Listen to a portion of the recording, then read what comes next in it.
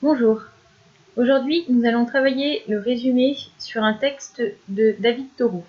Je vous le lis tout d'abord. Le meilleur gouvernement et le gouvernement qui gouverne le moins est une devise à laquelle je souscris de tout cœur et que j'aimerais voir mettre en pratique plus promptement et plus systématiquement.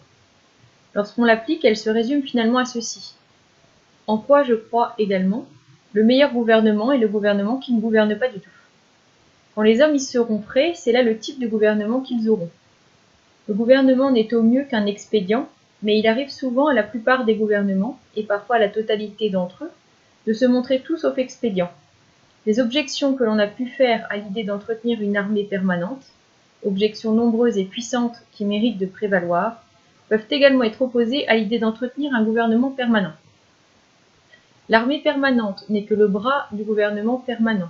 Le gouvernement qui n'est que la modalité selon laquelle le peuple a choisi d'exécuter sa volonté, est lui aussi susceptible d'être sujet à l'erreur ou à la perversion avant que le peuple ait pu agir par son truchement.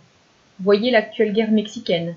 Elle est l'œuvre d'un nombre relativement réduit d'individus utilisant le gouvernement permanent comme leur outil. Le peuple, au départ, n'aurait pas consenti à cette action. Deuxième paragraphe. Notre gouvernement, le gouvernement américain, est-il autre chose qu'une tradition récente de surcroît qui cherche à passer telle qu'elle à la postérité tout en perdant à chaque instant un peu de son intégrité? Le gouvernement a moins de force et de vitalité que n'en possède un seul individu, car un individu seul peut le plier à sa volonté. C'est une sorte de pistolet en bois que le peuple se donne à lui-même. Mais il n'en est pas moins nécessaire, car le peuple doit disposer d'une machinerie complexe, d'un genre ou d'un autre, et entendre le vacarme qu'elle produit pour satisfaire l'idée qu'il se fait de ce qu'est un gouvernement.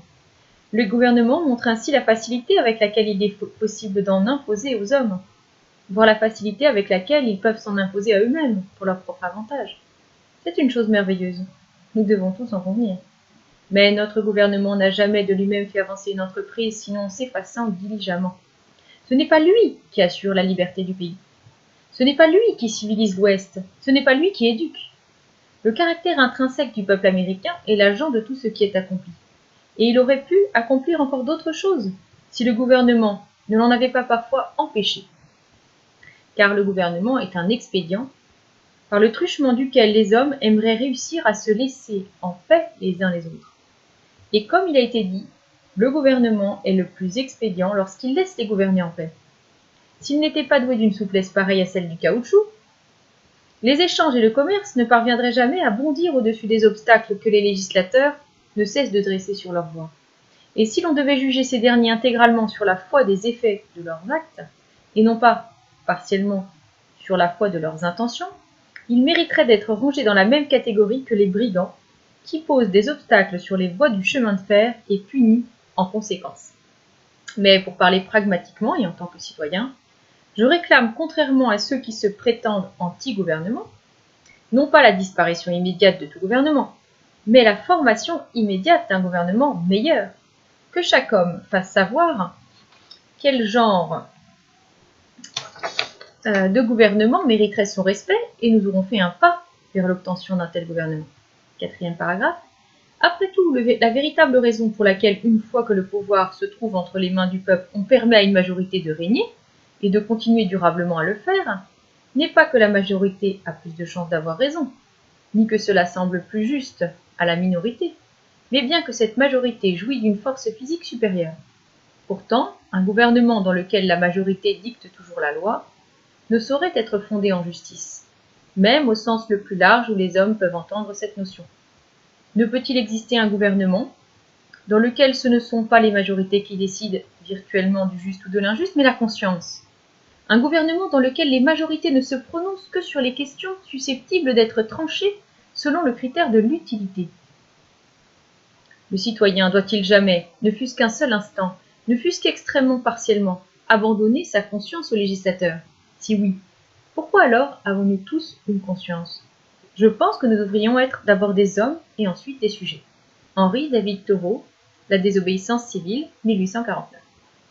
Alors donc, pour résumer ce texte, pour vous donner déjà quelques conseils, il faut déjà repérer donc les idées principales bien sûr, les systèmes d'énonciation, repérer où sont les idées les plus importantes, on voit qu'elles se concentrent vers la fin du texte, Il faut éclairer le début du texte par sa fin, et ici ne pas oublier de ne pas déséquilibrer en fait les parties, et bien réserver une bonne partie du résumé pour la conclusion, puisque la quatrième partie contient la plupart des idées de David Thoreau ici, de Henri David Thoreau. Donc il faut bien remarquer le titre de la désobéissance civile pour voir si on va utiliser cette donnée dans notre compréhension du texte. Donc on voit aussi que le texte commence par la thèse en fait de David Thoreau, Henri David Thoreau. Il explique que le meilleur gouvernement est le gouvernement qui gouverne le moins. Donc là il y a des guillemets qui sont placés autour de cette citation et qui se prolongent ou se radicalisent dans la formule suivante: le meilleur gouvernement est le gouvernement qui ne gouverne pas du tout. On voit que là il y a une tendance à une forme d'anarchisme, c'est-à-dire l'idée que il faudrait que le gouvernement soit le plus réduit possible pour laisser les individus en conscience décider du maximum de lois qui leur sont utiles. Donc on voit que c'est cela qui guide Thoreau. Il est sceptique par rapport à l'idée d'un gouvernement qui serait omnipotent, qui étendrait son importance dans tous les domaines. Donc il est pour un État, non pas qui serait supprimé, donc il n'est pas tout à fait, on va dire, anarchiste, mais il veut que ce gouvernement se fasse le plus discret possible et ne soit qu'un expédient. C'est quelque chose qui revient assez souvent dans le texte. Un expédient, ça veut dire un pis-aller, donc une ruse que l'on emploierait pour faire fonctionner le groupe, mais ce n'est pas l'essentiel. Il doit rester en quelque sorte second par rapport à l'essentiel, à savoir le citoyen en tant qu'il est capable, par sa conscience, de décider de ce qu'il veut faire. Alors donc, comment est-ce qu'on peut résumer le texte? Alors il faut faire encore attention à une chose, c'est qu'il y a le jeu de l'énonciation qu'il faut maintenir, et à la fin des questions. Donc il faut que notre résumé contienne également le jeu de l'énonciation, des questions, et il soit plutôt déséquilibré vers la fin où se contiennent plus d'idées. C'est-à-dire qu'il faut qu'on résume rapidement les premiers paragraphes pour qu'on ait de la place pour les derniers. Alors je ne vais pas compter le nombre de mots ni proposer le résumé final, mais essayer point par point d'aller vers ce résumé final pour éclairer les idées les unes par les autres. Alors dans le premier paragraphe, si on revient à celui-ci, on a cette idée qu'il faut réduire le gouvernement à la plus petite parcelle qu'il est possible d'avoir. Et donc, il dit que ce n'est pas le cas que les gouvernements soient réduits, mais que c'est un idéal. Donc là, on pourrait faire une phrase qui commencerait par « dans l'idéal, le gouvernement devrait être le plus réduit possible ». Ça me semble une phrase qui résumerait bien les 5 premières lignes. Et le gouvernement ne devrait être qu'un pis-aller ou ne devrait être que secondaire. Donc on pourrait remplacer expédient par secondaire. Et ensuite, il y a un mais adversatif qui arrive pour résumer le premier paragraphe, puisque en fait, ce qui se passe, c'est que ce qu'il a énoncé comme un idéal ne correspond pas à la réalité. Dans la réalité, ce n'est pas le cas. Dans la réalité, c'est ce qu'il dit juste après. En fin de compte, les gouvernements se montrent tout sauf expédients, c'est-à-dire qu'ils s'étendent dans toutes les sphères. Et donc, c'est ce que Tocqueville pointe également. Si on avait la dissertation à faire, on pourrait ici penser à Tocqueville. Donc il dit que c'est un dommage que l'État s'étende de manière inconsidérée et qu'en fait on pourrait transposer les arguments que l'on fait contre l'idée d'une armée permanente, on pourrait les transposer contre l'idée d'un gouvernement permanent. Parce que c'est vrai que la plupart des gens, en fait, finalement, voient bien qu'une armée qui serait sans cesse sur le pied de guerre et qui serait sans cesse en costume, etc., avec uniforme dans les rues, l'état d'urgence permanent, ce n'est pas ce que souhaitent les gens. Donc souvent, sur ce point-là, tout le monde se range à cet avis que la guerre doit être faite de temps en temps, et de temps en temps, on en a besoin, mais on n'a besoin que dans les états d'urgence. Voilà. Et si c'est l'état d'urgence permanent, ça dérange, parce que on n'a pas besoin de manière permanente d'avoir des autorités en fait qui s'exercent autour de nous. Donc on voit bien qu'il essaye de montrer que, ce serait notre deuxième phrase, que les arguments qui nous font avec bon sens dire qu'une armée qui serait sans cesse présente serait néfaste peuvent être transposés et valoir contre l'idée d'un gouvernement qui serait omnipotent. Donc voilà, ça c'est pour le premier paragraphe. Alors deuxième paragraphe, il va essayer d'expliquer que en fait ce n'est pas que le gouvernement n'a pas la force qu'on lui prête parfois. En fait, il est l'équivalent, c'est la métaphore du pistolet de bois, donc il faudrait avoir peut-être une autre métaphore ici pour transposer cette idée que en fait, le gouvernement donne l'impression d'être fort, mais ce qui est fort, ce sont les individus. En fait, en dernier recours, qu'est-ce qui existe? Ce sont les individus. Donc, on pourrait faire une phrase comme ça pour résumer cela. C'est que, certes, dans un premier temps, on peut se dire que oui, le gouvernement, l'État est une arme qui est importante parce qu'elle en impose, hein, donc elle permet aux hommes de vivre en paix, mais que l'essentiel, c'est bien que cet État soit souple pour permettre que les individus nourrissent en fait par leur activité à eux, leur force à eux, de nourrir en fait la démocratie. Donc ce n'est pas l'État qui fait la démocratie, ce sont les individus. Voilà l'idée qu'il faudrait transcrire d'une manière ou d'une autre. Alors troisième paragraphe, ce qu'il dit c'est qu'il veut faire attention contre une opposition qu'on pourrait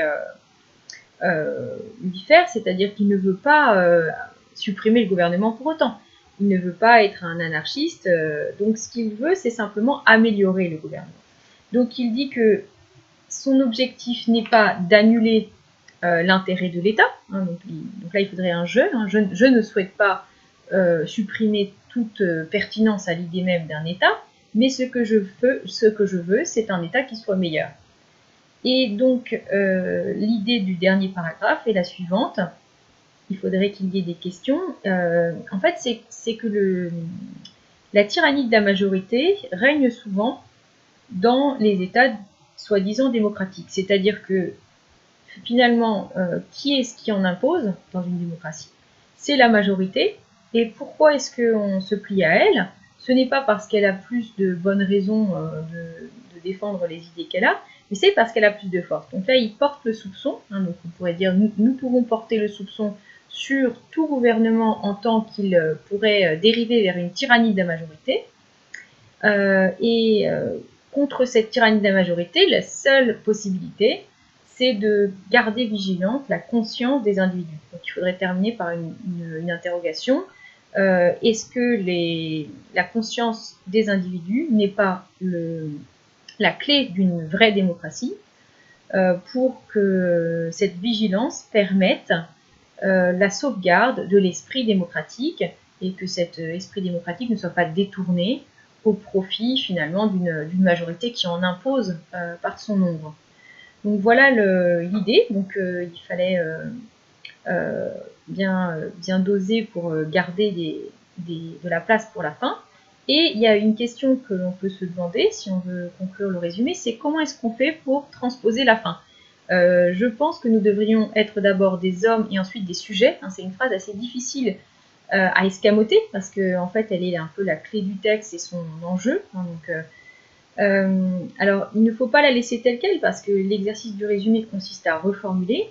Alors, il faudrait faire une phrase du style nous ne devons jamais nous assujettir en renonçant à notre liberté individuelle de penser notre avenir. Hein, donc, il faudrait faire une phrase où on reprenne la notion de suggestion, hein, de sujet au sens de être assujetti. Hein, donc, ou alors, on pourrait faire une dernière phrase en disant pour éviter d'être assujetti, gardons notre conscience vive hein, de ce qui nous arrive ou conservons une distance critique indispensable. Voilà, donc merci d'avoir suivi ce petit résumé et cette explication de ce beau texte de la désobéissance civile de Henri David Thoreau, donc 1849.